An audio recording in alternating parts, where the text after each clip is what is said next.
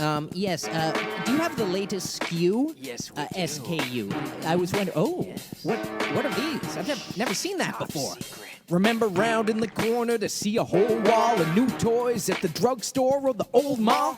Roll call, this is for all of those y'all who knew the half but just had to know it all. Reading backs of packs and needing backpacks. Well, you're in luck, Jack.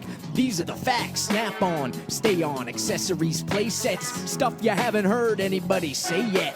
From the pre-pro, prototypes, histories, marketing, mailaways, mysteries, misfires, missile launchers, battleships. Hold on with a swivel arm battle grip. You have to get intel from those who know things and kept it all together like O-rings. Behind the scenes, R&D doing the art. Blueprints that got you glued to the card under the bubbles. Yeah, that's where the action is. All the reasons that you opened up the packages and played with it till you broke its leg. You never forget when you saw it on the peg. What really went on beyond the toy aisles? It's all right here in the toy files. Right here in the toy files.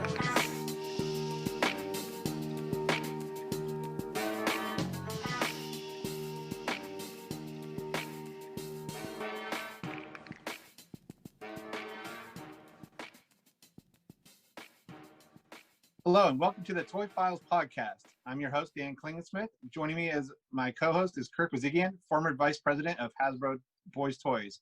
Before we get started, I'd like Kirk to share a little bit about himself. Hi, everyone. I'm Kirk Bazigian. I was the original G.I. Joe product manager and worked on many different lines at Hasbro and then eventually became the head of Boys Toys marketing. As far as myself, I've been collecting since the mid-90s and involved as a G.I. Joe collector. I started out as a loose collector, then moved into mint on card and mitten sealed box or mitten box items. From there, I primarily now focus on the pre-production items as well as the history of preserving the brand of G.I. Joe itself.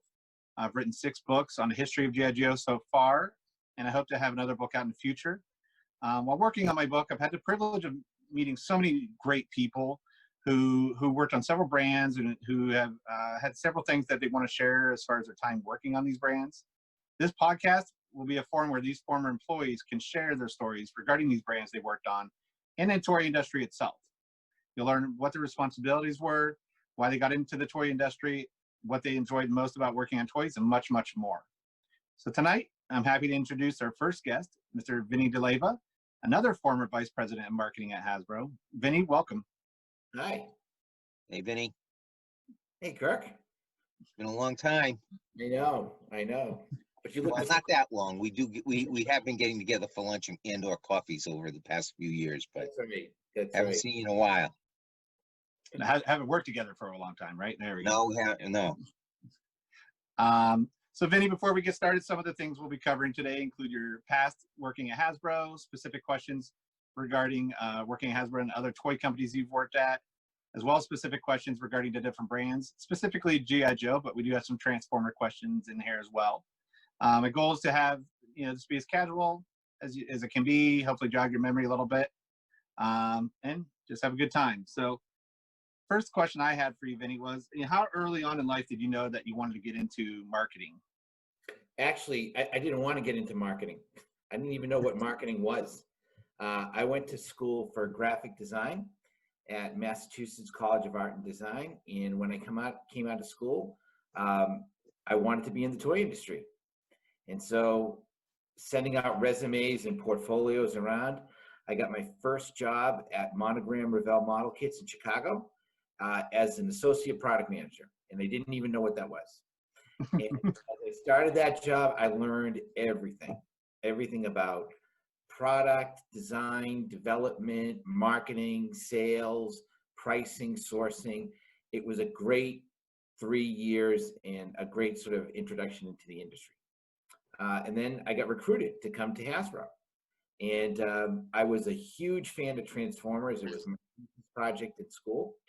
And I got hired because I knew more about Transformers than a lot of the people that were working on it.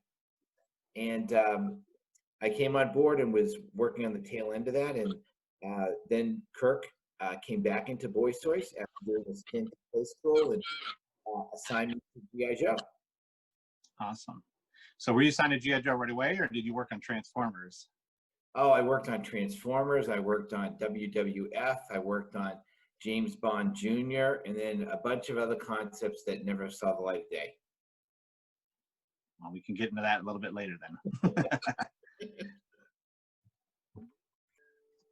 So, Vinny, since we're on talking about a bit about Transformers, there's a few questions that fans had regarding Transformers, and we might as well just start there and then work our way back over to GI Joe. I know that you were and still are a huge fan of robots. I know that your thesis in college was on Transformers. And that's what landed you the job at Hasbro.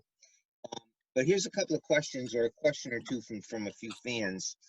This is a George Aliulis, who asks, when it comes to Transformers, were there any toy concepts that you felt strongly about that did not make it to market during your time at Hasbro? Oh, yeah, definitely. The one that comes to mind was sort of in the interim in sort of the 94, 95 era when we were making the transition from really G1 and G2 into Beast Wars. We were developing a whole lot of concepts. And out of that came Beast Wars. But in the mix of all that, we tried to sort of reinvent Transformers with more modern day vehicles and equipment. And there was this really cool Sony video camera that was going to be Megatron. It was all black. And God, I love that thing. And it was one of the first products where the US team actually did the initial concept work and then gave it to Takara to develop into engineer. And we never got to full models. We got to some mock-ups, but that was the thing I wish we had brought to market. Interesting. Okay. Now, are there any kind of, again, back to Transformers, are there any interesting stories, you could share from the development of the Transformer line itself? Oh God, yeah, there's a lot of it, but the one I like to tell is when we were looking at new concepts after G1 and G2, we really weren't sure where to go, and the management team at the time really encouraged us to pick one idea and then blow it out, because we were trying to do a lot of different ideas. And the one idea that really stuck out to everybody was the fact that we were trying to develop organic looking animals that would transform into these kind of bioengineered robots. And that really hadn't been done before. It was very different. And so that one idea then mushroomed into this whole world where we had good guys and bad guys and all the rest of it. The management team at the time also really encouraged us not to use the name Transformers prominently and to really push the Beast Wars name, and to have the factions be very different and not to even use the same core character names. And that was a really struggle because we had worked on Transformers for a while, most of them, and it was really hard to sort of separate that out. But we ended up kind of coming into a good place. It was Beast Wars, which we got that name by looking at Terminator 2 Future Wars, which was kind of the third wave of figures that came out. So we borrowed that. And then we needed to come up with the factions. And it was easy to come up with the bad guys because we had the name Predacons that was in the Transformers storyline already. Could not for the life of us come up with a decent good guy name. Until one day when we were going out to lunch, a bunch of us from the team, and we went out with our assistant's car. And she drove a Toyota Maxima, or Nissan Maxima. And I had been thinking about this name for days. And I walked out and I saw Maxima on her car. And I'm like, Maxima, Maximals. Let's use Maximals. And then we brought that in and it cleared legal. And then we were off and running after that. Oh, wow. The other thing was we were also looking for who's going to be the lead good guy and lead bad guy. And we were thinking about, what those themes were. We had a brainstorming session like we did. And I asked for us to consider making the good guy basically King Kong and the bad guy the T-Rex, because I loved King Kong. And I love that scene where the ape and the Tyrannosaurus Rex are fighting each other. And that became Optimus Primal and Megatron.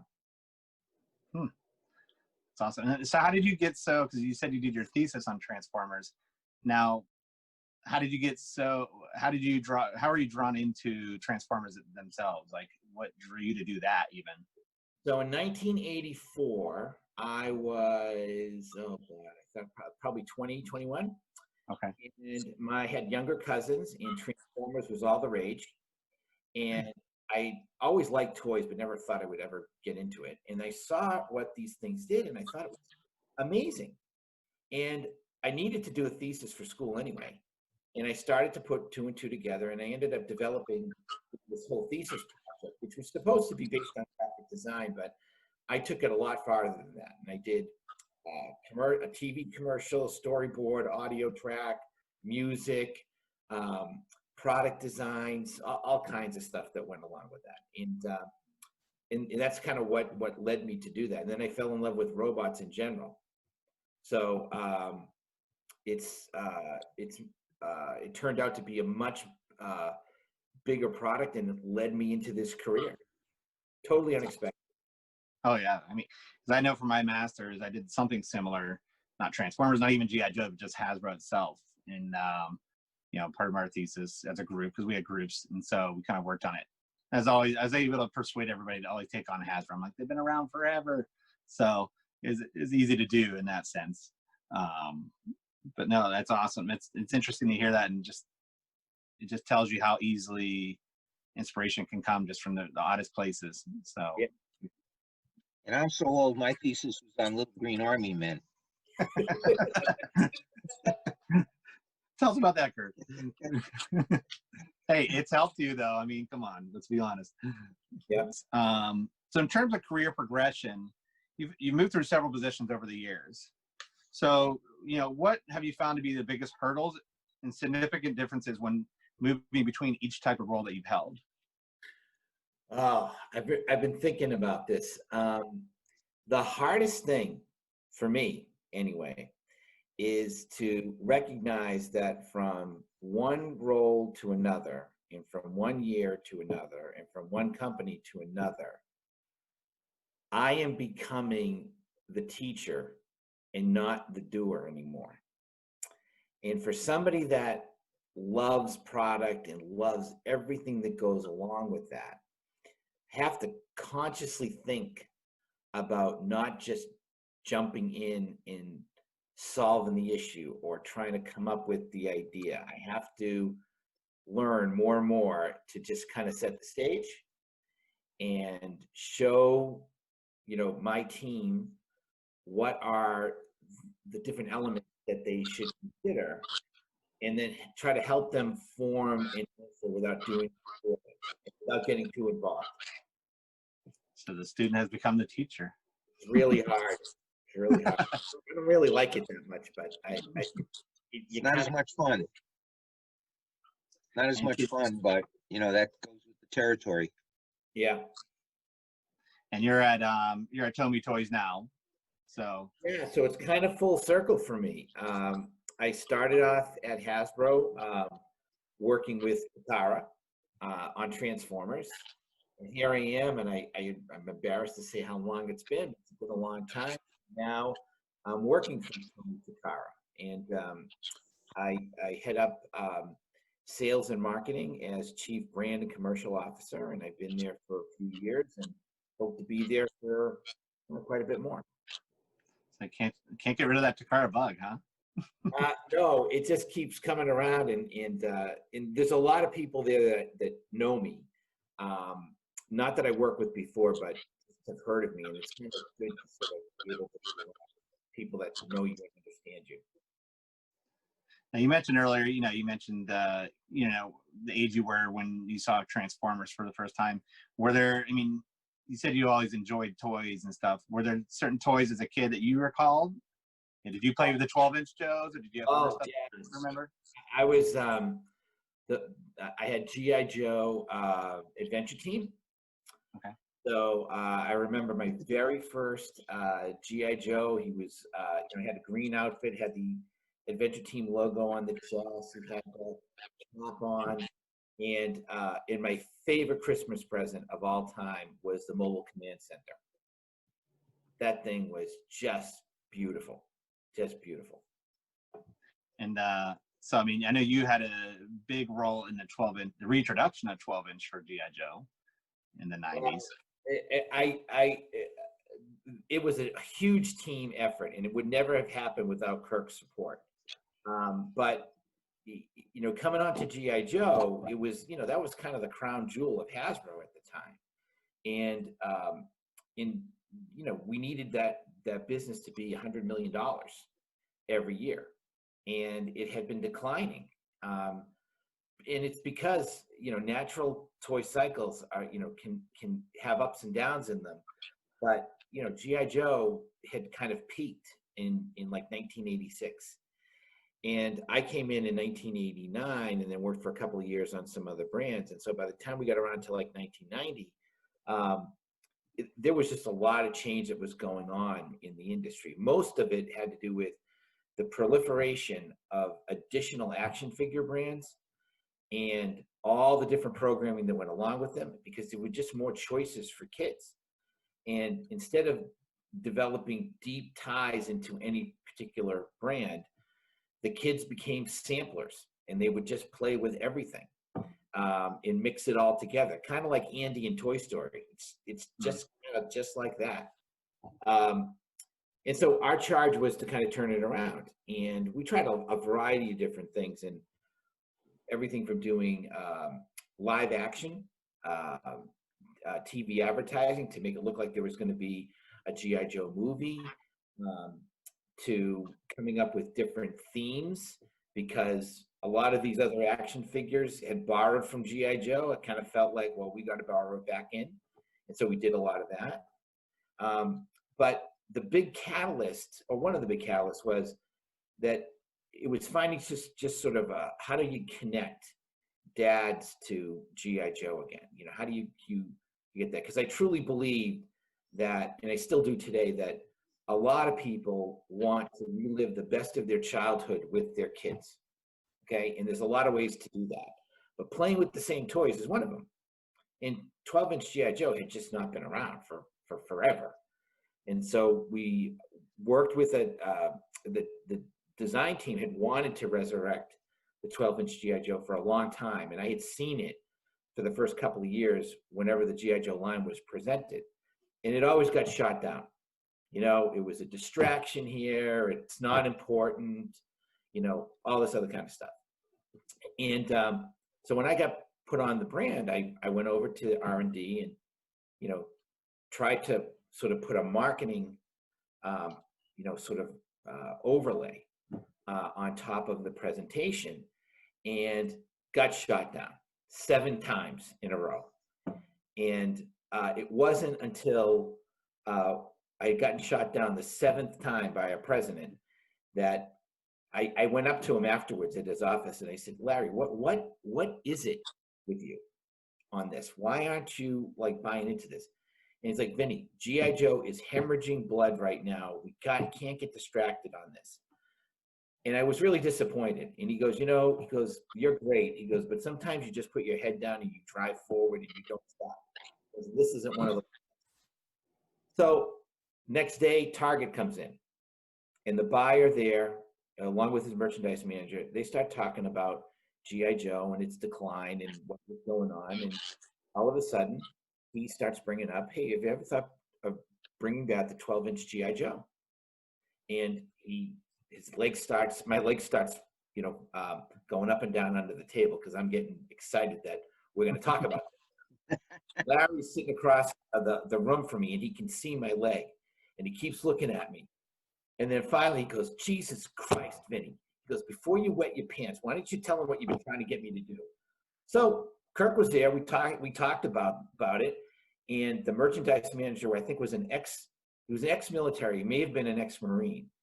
And we started talking about it. We brought the model over, and we agreed on the spot we were going to do this 12-inch scale as an exclusive to Target. And we were going to launch it on the following Father's Day, which was less than a year away. So we all started working on it. G.I. Joe continues to decline. And then Larry, I get word that Larry is going down to Target and he's going to kill this exclusive idea that we've been working on without talking to us. So Kirk was out because I would have gone to him first, but I called the sales guy who represented us at Target. He was in Minneapolis, and I said, Larry's coming down there today. I said, and I think he's going to put a bullet in me. And he said, well, we can't let that happen. I'm like, yeah, I know you can't you have to ambush him. When he comes in the building, you have to ambush him and tell him not to do it. So a couple hours later, I get a phone call, and it's Larry. And he's like, did you call down here? And I said, yeah. He goes, what did you do that for? And I said, Larry, you're making a mistake. I said, just let this thing happen. I said, I'm telling you, this is going to change things. So he goes, can we just do one? Do we have to do two? Can we just do? I'm like, okay, fine. We'll do one. So we chose Duke and Desert Camo because of Desert Shield that was going on at the time. Well, we finally bring it to market, and I'm on a commercial shoot up in Vancouver for 3 weeks. And there was no cell phones at this time. And I get phone calls from people at the office after Father's Day that they need to talk to me. And they were all poking fun at me, telling me this thing had been the biggest disaster ever. And Larry was looking for me and don't come back from Vancouver, all the rest of it. And I was terrified now. Like, I kept thinking, how can I be so wrong? And then finally, the sales guy calls up and gets a hold of me and says, where have you been? And I said, I don't want to talk to you, Bill. I don't want to talk to you. I'm so disappointed.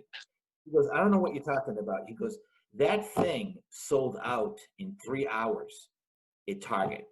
3 hours, Vinny, because they had to put out rain checks.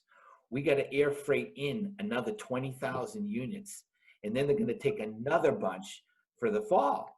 And I'm like, you're kidding me? He goes, no. He goes, this is the craziest thing that's ever happened.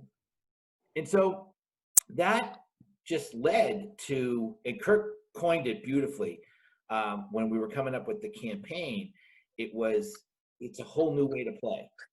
Kids had not played with a 12-inch scale figure with all kinds of accessories and clothing in decades. So it was all brand new to them. And we turned that into a $30 million line the next year, because then we blew it up. We made more characters, vehicles, and all the rest of it. And we got G.I. Joe back over $100 million. And that was the most surprising thing to me, because I liked it and I thought it was going to connect with dads, because I didn't have any children at the time, but I would have bought it for my kid. But it was the fact that we connected that nerve with dads everywhere, and it was a full-page ad in Target that really surprised me. And the fact that we sold out of 20,000 units in 3 hours was just crazy, just crazy. And that's just kind of how things happened. Now, have you guys ever experienced that again since then with another toy? Never. No. Never. Now, who was the other character you guys were considering? If Duke was the choice, do you recall who the other one was? Oh yeah, it was going to be Cobra Commander. Oh, okay. Okay. Oh, yeah. Which we eventually did, when we blew the line. This was in effect, this was a test market that Target paid for. Yeah. That we learned from. I mean, that was the genius behind this whole, effort of Vinnie's to get the 12-inch back in some form or another. I think the only disappointment was that we had to end up using a fashion doll boy's body to simulate, the 12-inch, because that was the only thing we had tooled at the time. Because like Vinnie said, we had to get this done in less than a year. I think it was like maybe 9 months where we had to get it into Target's retail shelves, from start to finish. Was it a New Kids on the Block doll?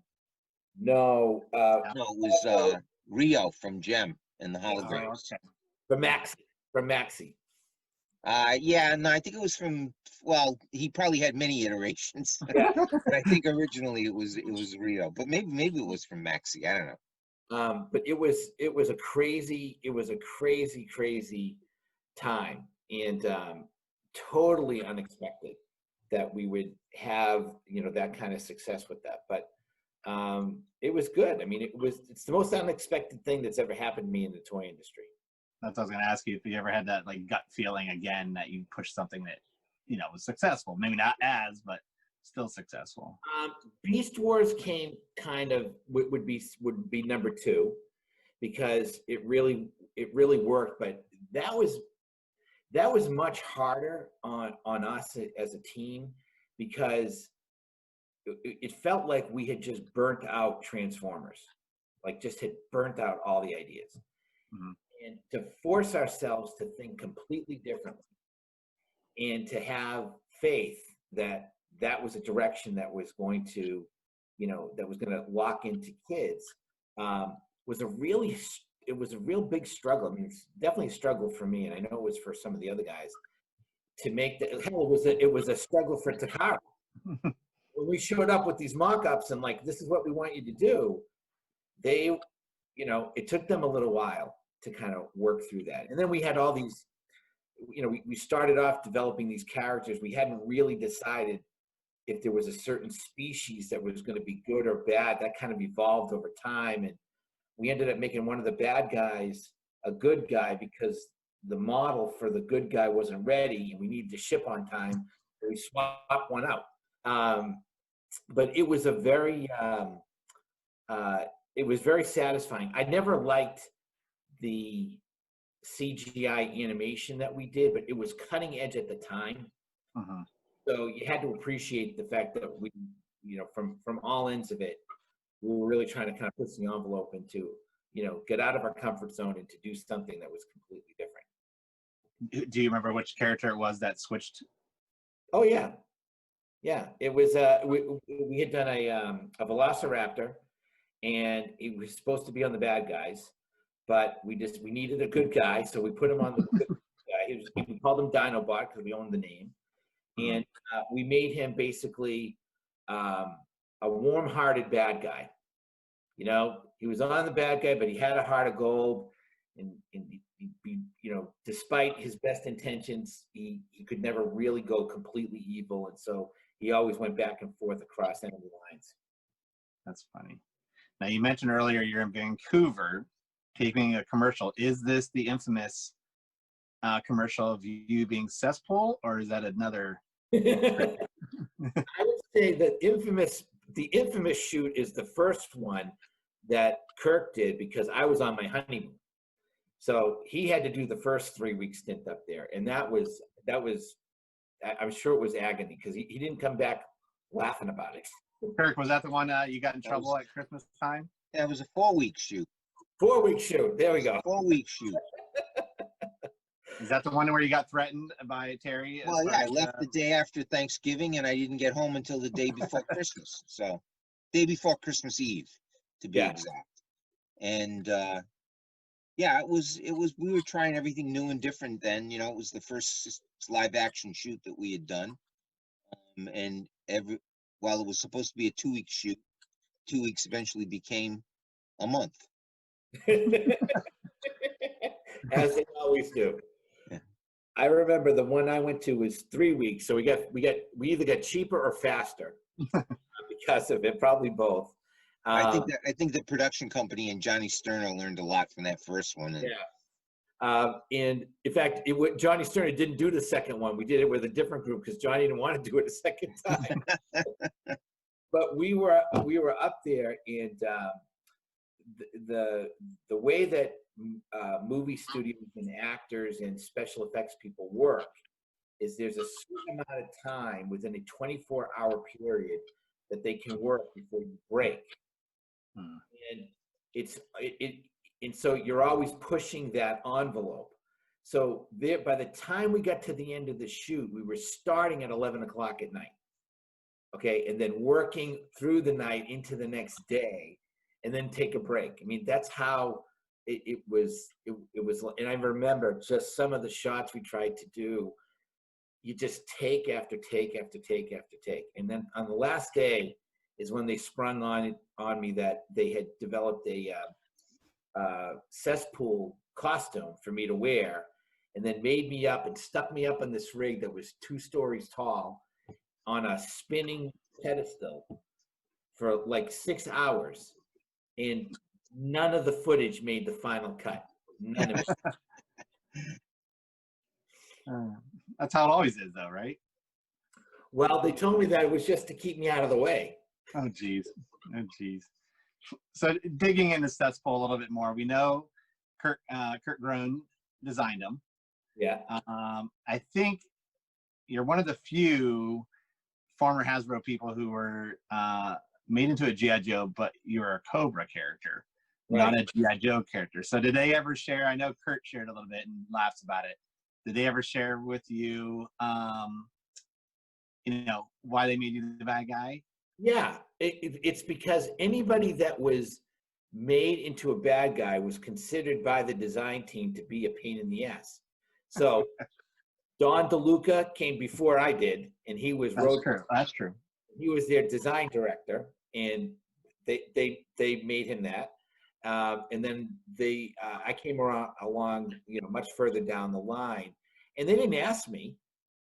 They didn't ask me. It was already done. Yeah, they just did it. They just did it. And that's a high honor, Vinny, to be considered a pain in the ass to R&D and engineering. That's a high honor. I was flattered, just that they would, because not everybody that worked on it became a character. You definitely had to endear yourself, to the team, to do it. But I still get a kick out of it. I still have one, lying around that I keep, and I even have the reissue one that they did. Yeah, I think the Great Child sent you that after HasCon. Yeah. Okay. Yeah, he told me one day. He's like, I sent Vinny that because it's amazing. Like even the artwork, and I believe Doug Hart did it. Of you. I mean, it's you. Doug had an unbelievable eye to be able to paint those likenesses, and he took a lot of photographs in different angles first to do that. But he always did just such a stellar job at that.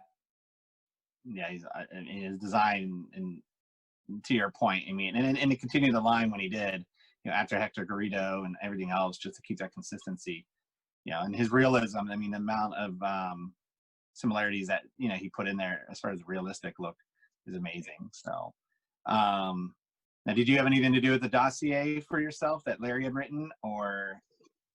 I did, because marketing usually approved all those things. Okay. They wanted to, they used my real name and where I grew up and that kind. But all the rest of it was made up between the design guys and Larry.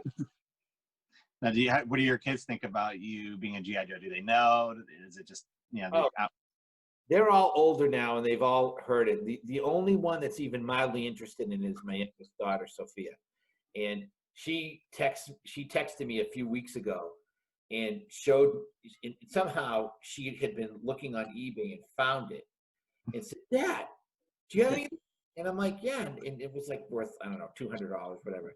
She goes, "Dad, you can make a lot of money if you had a bunch of these." I'm like, "Sophia, I only got one, and that's your inheritance. So you want to cash it?"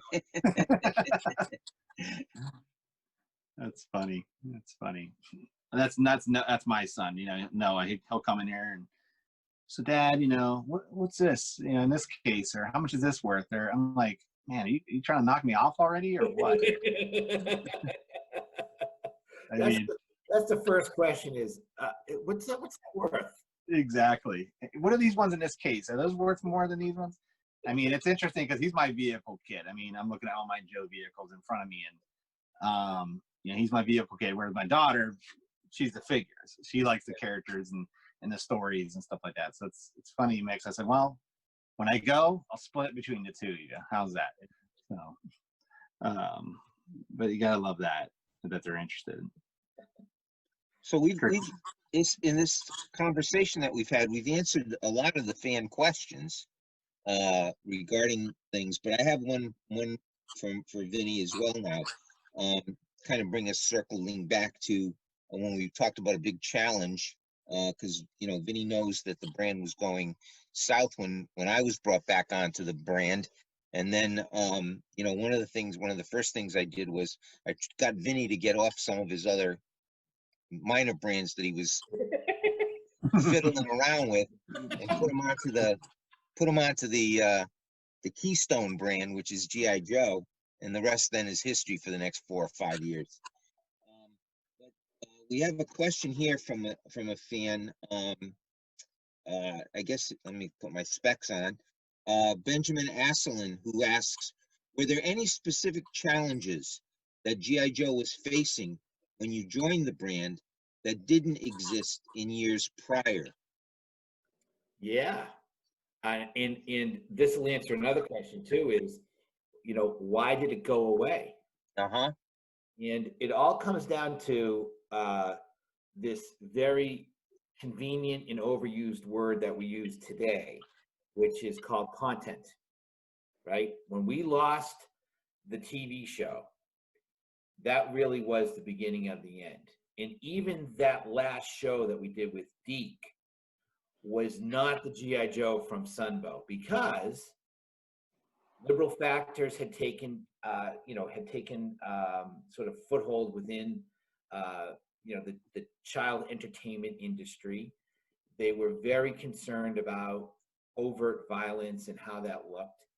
And that show was very much watered down compared to the previous one. But then when we lost it altogether, there was no story that you could really tell. Comic books was not a thing like it is now. It didn't have its resurgence then. And without being able to tell the story about the characters and the vehicles and why they were built, they lost a lot of that glow that would make them really unique and magical. Meanwhile, other stuff that was done based on theatrical movies like Batman or RoboCop or anything like that, they had those theatrical stories and you could see them over and over again. And that was during the time of the beginning of, VHS tapes and eventually DVDs.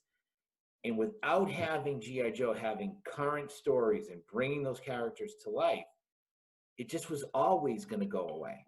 There was no way to bring it back. And when they tried to do G.I. Joe Extreme, it just was too late.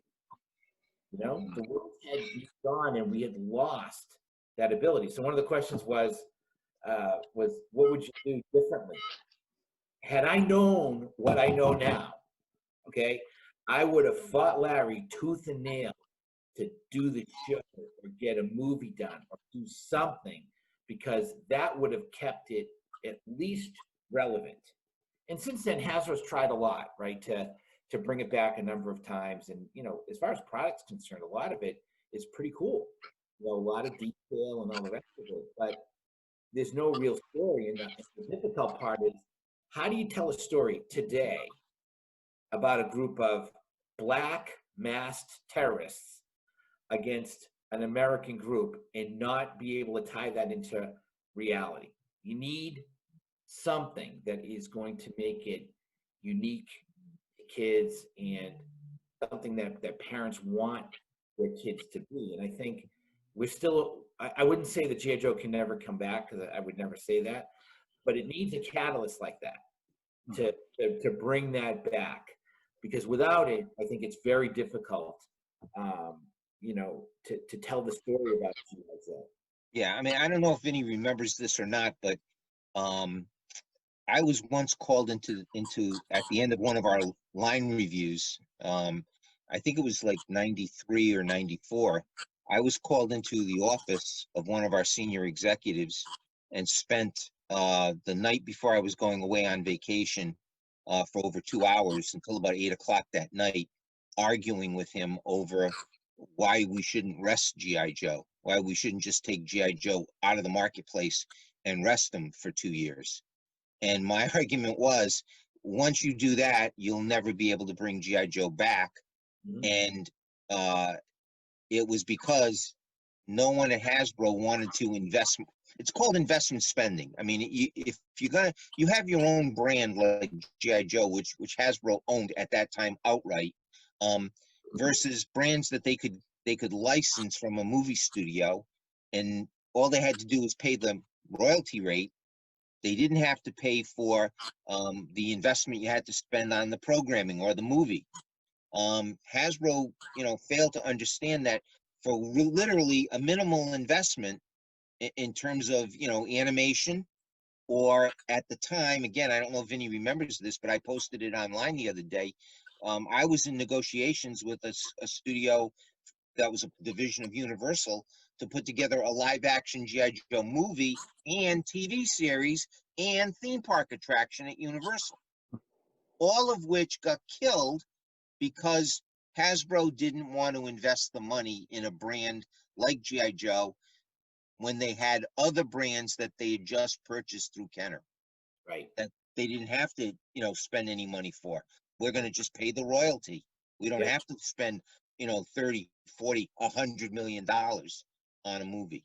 Yeah. And once you make that decision, once you make that call, the ability to bring G.I. Joe back to any significant level is greatly reduced. Right. And you also need people working on the brand like Vinny and like myself, and the design team, who had an understanding and a passion for the brand.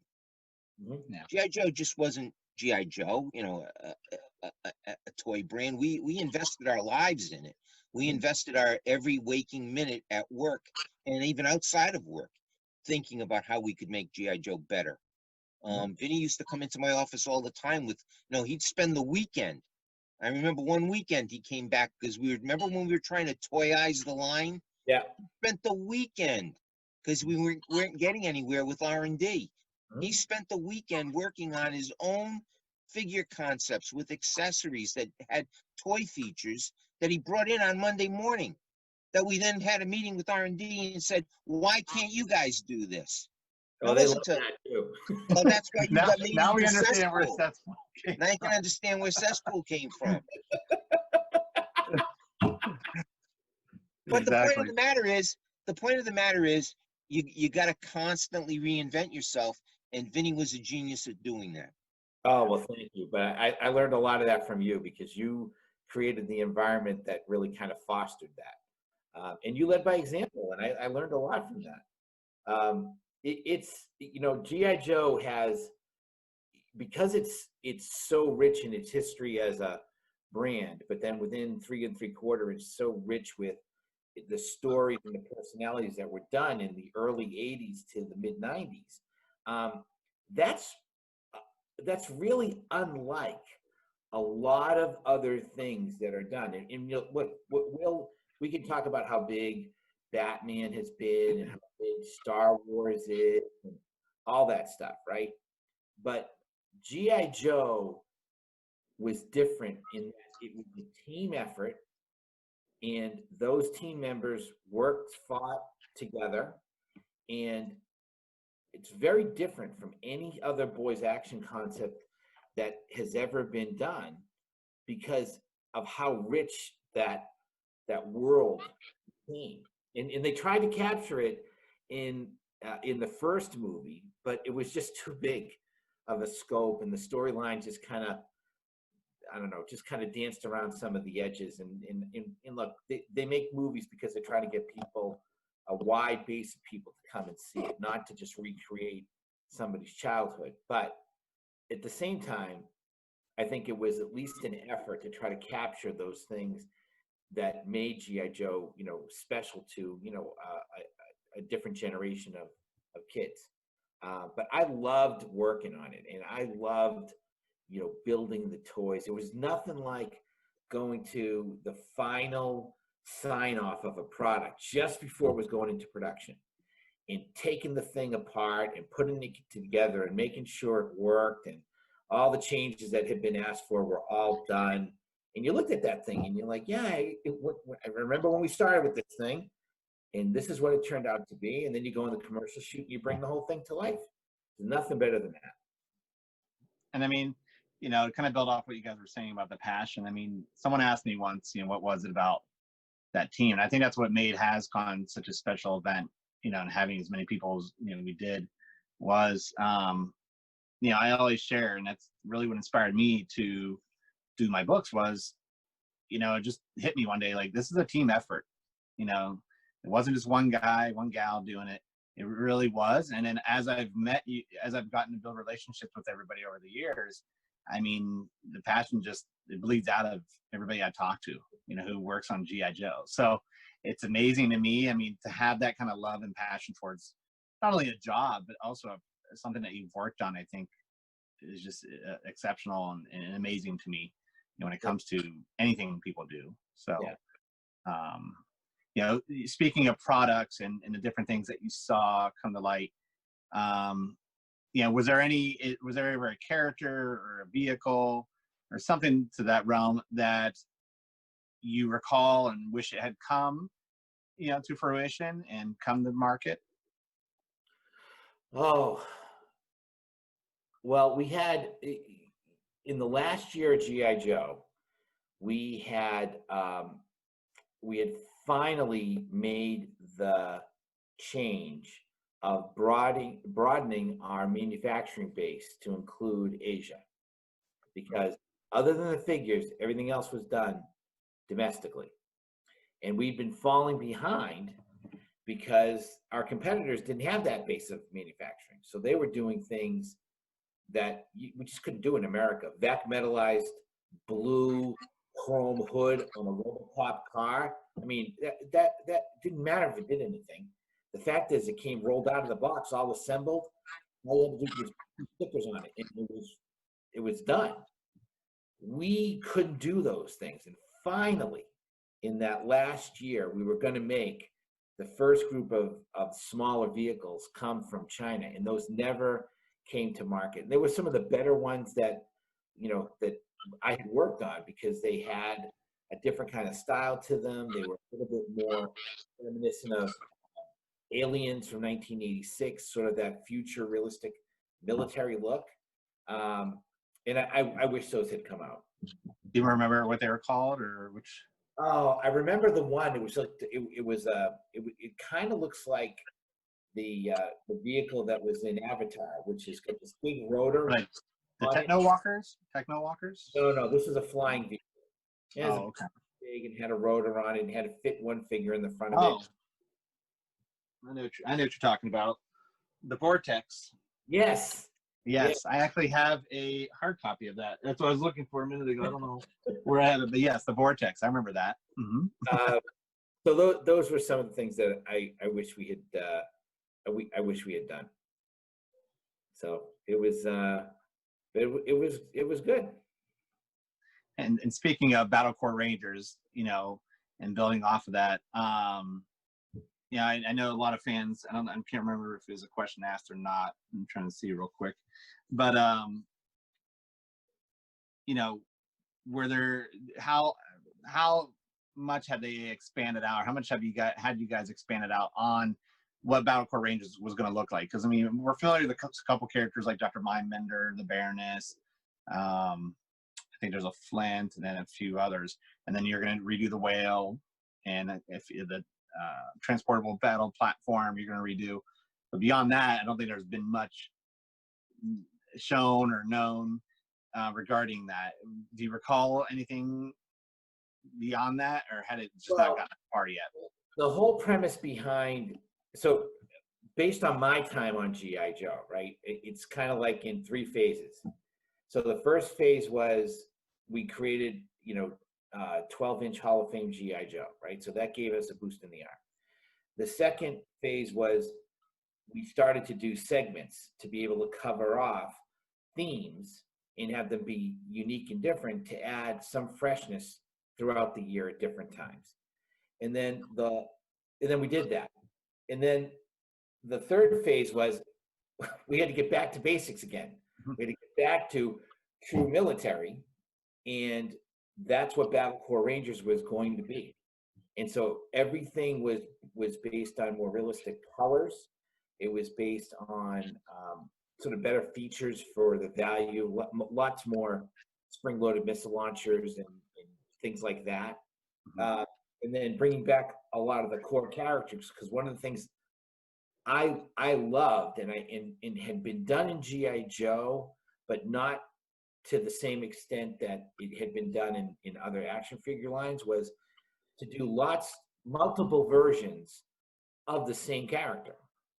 Okay, G.I. Joe used to be, I used to love when we have line reviews, and the best ones were when it was not at the senior executive level, when it was at the president level and down, because you had Kirk and you had Steve DeGuano, and the guy would come up with the illustration characters, and they'd explain what his specialty was.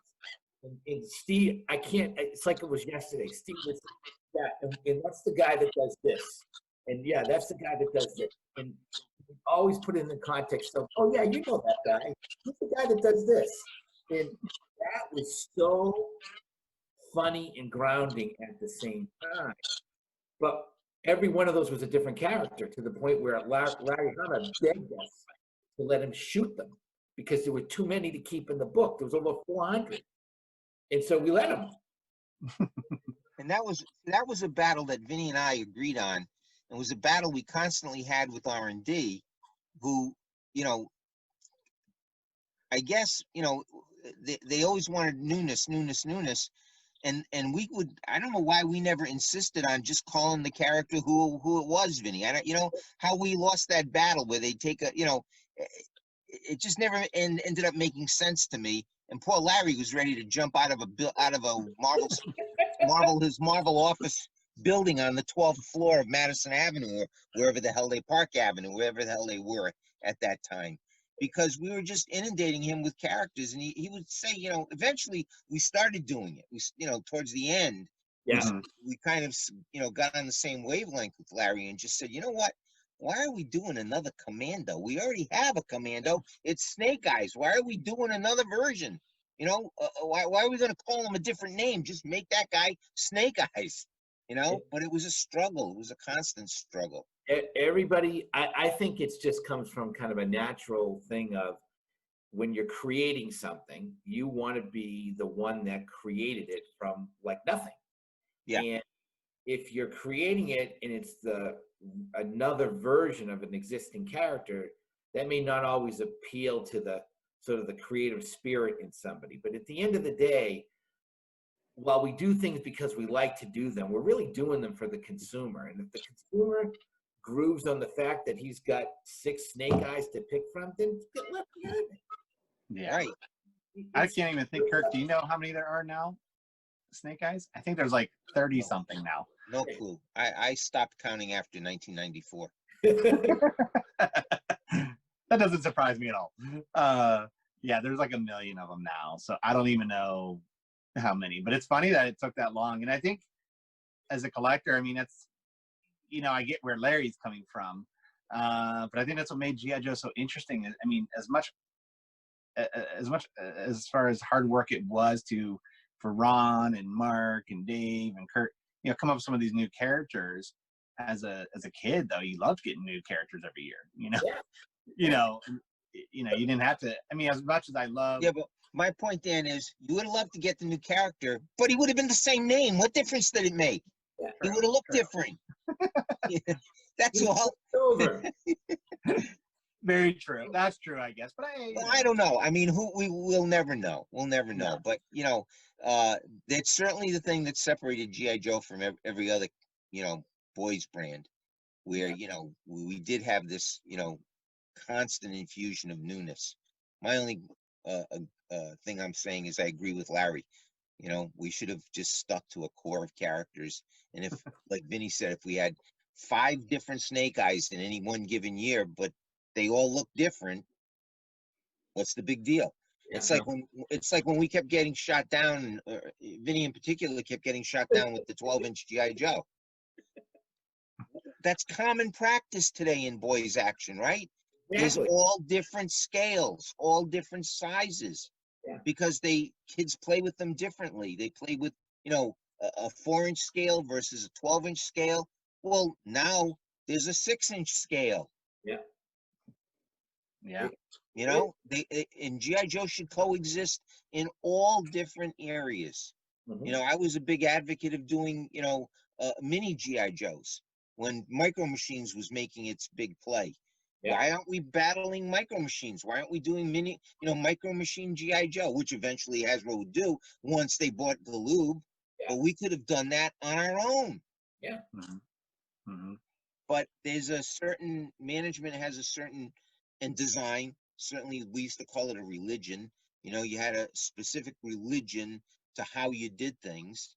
And I was one who said, it's time to break religion. You know, I Yeah. believe in religion, but it's time to break it. You know, create a new religion. It is, because without infusing new technology and new ways of doing things, we would never have survived as long as we did. And what ran out of gas wasn't the product. What ran out of gas was the ability to tell the stories, to make it, you know, relevant to kids that were watching other things on TV. If we're not there, we might as well be invisible. And Yeah. that's what happened. We attempted it, right? We did the Sergeant Savage show, which I thought was great animation. We did later on, Hasbro did the Spy videotape that came with it. I mean, everybody's tried, but you've got to have the repetition. You've got to have the episodic piece of it. You've got to have the story that will tie Exactly. it all together. Yeah. And when senior management decided to pull the plug on that programming, that just spelled doom. They never saw that. They you know, in fact, it might have simply been, you know, we want to give GI Joe a rest. It's time to and you know, despite my objections, and then I was no longer on the brand, the plug was pulled. Yeah. Mm-hmm. Mm-hmm. It was, you know, it's, people used to think it was the product, and it wasn't the product. It was the story on many levels. And you guys knew that going into that first convention, right? On the Intrepid as well. You knew that it was going to be canceled, right? Yeah. Yeah. We know, yeah, probably did by then, yeah. Yeah, we did. Everyone that was on that convention knew that they were no longer, well, they knew they were no longer going to be working on GI Joe. Right.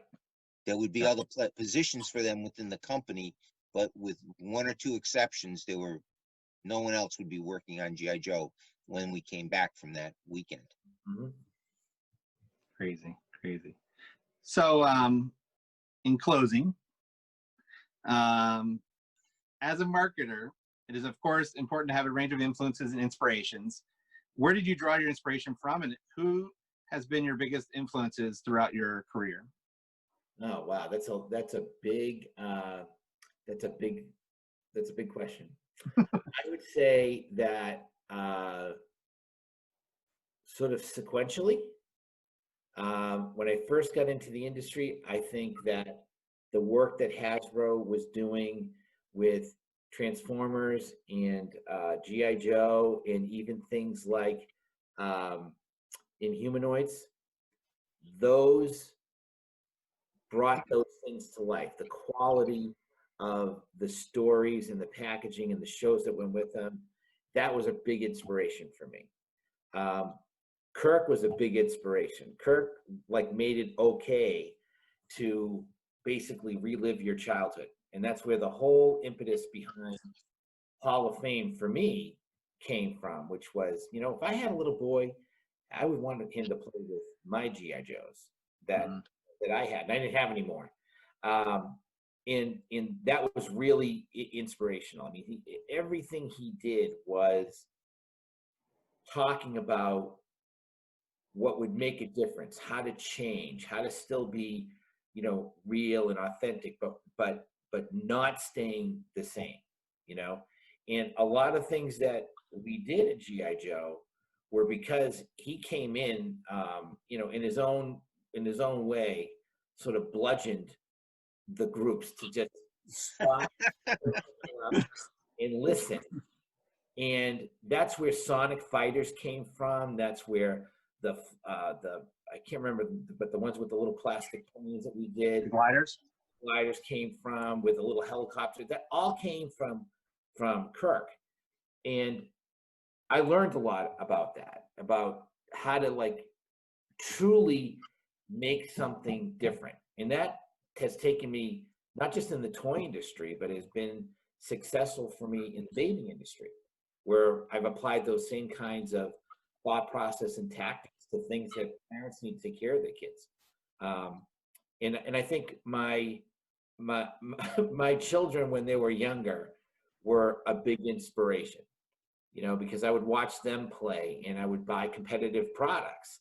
And one of the most touching stories was when my son was like 5 years old and my youngest daughter was 3 years old. They were thick as thieves, and he was so into Star Wars.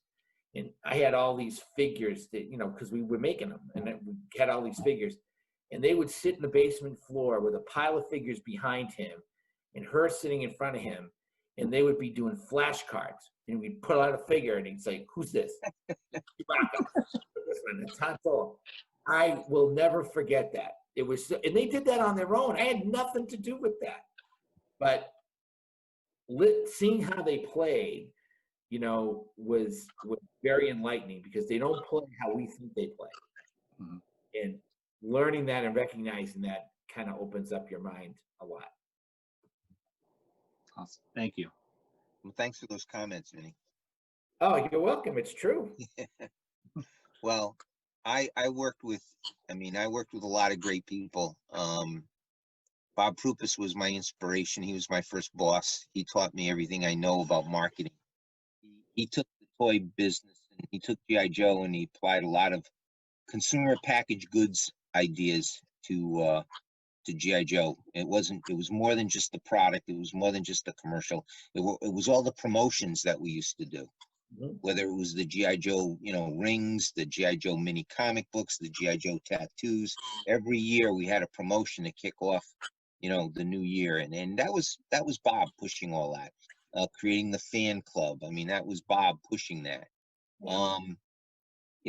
Vinny complimented me, but I've got to compliment Vinny and the team that worked with me, all the guys who worked with me.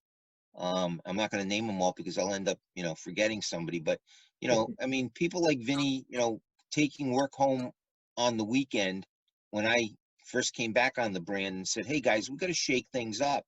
G.I. Joe is more than a model kit now. Being a model kit was fine up until 1989, but now we got to shake things up. We're getting our butts kicked by other toy concepts, and they're toys. We're not a toy, we're a model kit. So we added the spring-fired weapons, we added the lights and sound, we added, all the different mechanisms. But it was Vinny taking that to heart and going home that weekend. And I really remember that one moment when he came back from that weekend with all these figures mocked up because we were getting nothing out of R&D. Mhm. And I marched him over to R&D. We, commandeered a conference room and we brought everybody in and we said, "This is what we want." And Vinny showed what he did over the weekend. And, that just like got everybody kickstarted. But I had great guys who inspirations for me were all the guys who worked for me. People like Bob Swanson, who, dug his heels in and worked on every product line. I think he had the most versatile, pedigree of people in boys toys. He worked on everything from, WWF to Tonka trucks. His boss, Steve Roden, still a good friend of mine. Tom Bowman. Bowman was like the guru of Transformers, and he stayed on Transformers for a long time. But he ended up doing other things like Nightmare Before Christmas and Baby Dinosaurs. Yes. Remember? And so Record breakers. yeah, Carl Fritz, Mike Verrecchia, Mike Bernstein. These were all guys who did wonderful work, as part of a cohesive team of marketers that had Hasbro. So it was a great time and a great group of people to work with. Yeah. And then, I guess, the one person that, if you said to me, who was your inspiration, growing up as a kid, I was and still am a comic book collector, and the guy who inspired me the most was Stan Lee. You know, and I got to actually meet him a couple of times. You know, once before I ever got into the toy business, I met him at a comic convention. I actually had a cup of coffee with him. Wow. That's how, yeah. And I mean, he just a regular guy sat down at my table, you know, said, "You mind if I sit down?" And I said, "No." And I mean, you know, we just started chatting. And I reminded him that I had sent him a letter when I was like 12 years old, asking how to get into the comic book business. And I still have the letter he answered me back with. I just found him to be, you know, a down to earth, great guy, and a marketer's marketer. That's how I always, you know, looked at Stan Lee. He marketed himself. He marketed Marvel Comics, and I tried to emulate a lot of what he did in the way I talked to and handled fans. So those were my inspirations. Mm. Awesome. It's amazing. And you do very well. Kirk's all over social media. He's, you know, I mean, he's I missed today. I missed sending something out today. Did you? Yeah, but when we get done tonight, I might send something out late tonight. There you go. Kirk's been, you know, part of this community, and you know, not only at Joe Cons and all that, but recently he's been digging up his archives and sharing stuff online and Facebook and creating conversation. And I think right now, you know, there is a new G.I. Joe Snake Eyes movie coming up. There is the new 6-inch line that's coming out right now. But I think, you know, for the community itself, it's great to hear the past and kind of relive through our childhood and, you know, kind of keep it relevant, to your point, as much as we can, until we have something more concrete, like a movie or whatever the case may be. So thank you to you, you know, for that. And then, of course, thank you to you, Vinnie, for, you know, all the wonderful things you worked on. Great stories. I mean, I love that 12-inch story. I know there's another story that maybe we'll have you on later to share with that regarding Snake Eyes. When you guys redid the Snake Eyes, I know Kurt Brown shared that one a little bit. But I greatly appreciate both of you and what you've done and for your assistance with the books and all the insight you've given me. I mean, Vinnie, I went back, just kind of refreshed my memory from some of our interviews, and I was telling my wife, I'm like, I have like, I don't know, 7-8 pages, maybe 10 pages worth of hand typed out transcripts from our interviews from years and years ago. And I think it was like back in 2013. So it's crazy the amount of information that you guys remember and share. So I from a fan and as a friend, I appreciate that. Well, I'm glad you wrote it down because I won't remember everything. Someday I'll give it to you. I'll email it to you someday when you're 70s, 80s, 90s. You know. You can oh, God bless you. share it with your grandkids. So, well, I just want to conclude on again. Thank you for coming on, being our first guest. You know, it's much appreciated, and you know, hopefully we'll have you on again and talk about even some other things, you know, that you've worked on over the years, because I know you kind of bounced around a little bit in different industries. So. Again, thank you for your time and all your patience tonight. Pleasure. Thank you both. Take care, Vinnie. Take care. Okay. Contact me when you're back in the area. I will. All right. Chicago. Safe travel. Yeah, when we can travel. Hey, good luck, buddy. All right. Good luck on the new venture. All right. Take care. Thanks, Bye-bye. guys. Special thanks to Sean Berg, aka Burglar, for the great introduction music for the podcast. If you'd like to hear more of his music or check out his new album, Spaceverse, check out his website, www.werburglar.com, or on Facebook at Werburglar. Also, if you'd like to learn more about the history of G.I. Joe and see never-before-seen designs and concepts, please check out my book series at www.creatinggijoe.com, or find me on Facebook at 3 3/4 inch Joe. Hey everybody, I hope you enjoyed this episode. Please join us for more by subscribing below.